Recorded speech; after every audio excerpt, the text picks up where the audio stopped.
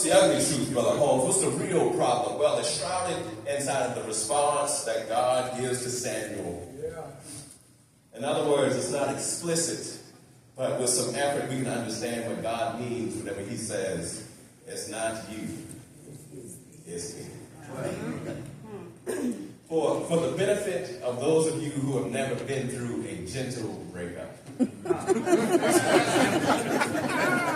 may not be familiar with this phrase.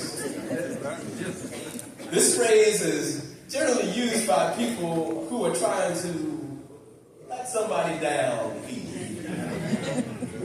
In other words, if you find yourself in a conversation with that special someone,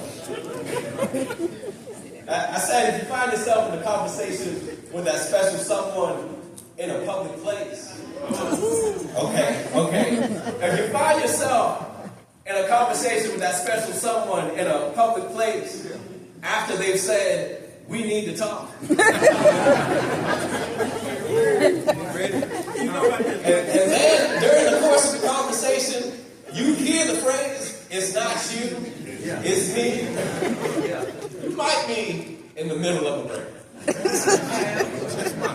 Not only that, but if you hear the phrase, it's not you, it's me, it's probably you.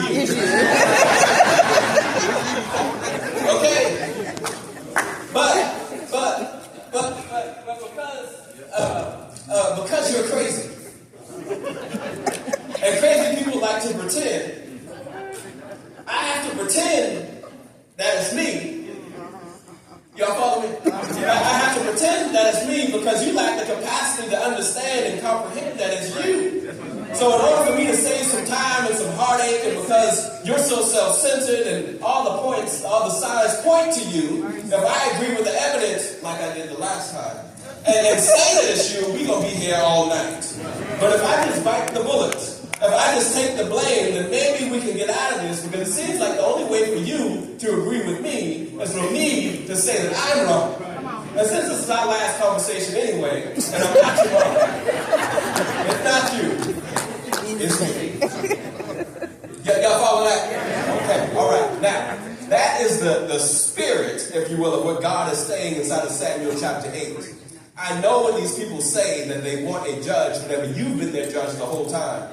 They say that they want someone to lead them in the battle, but you've been leading them in the battle this whole time. And now they want a king to be like all the other nations, but if I set them up as an example so that all the other nations would want to be like them, don't take it personally. It's not about you, Samuel. It's about me. They don't want me to be their king any longer. Now, Israel doesn't want God to be their king any longer. They've outgrown him. And now, too big for their britches, they still need the belt. But the ugly truth, church, the ugly truth is that they have always been this way.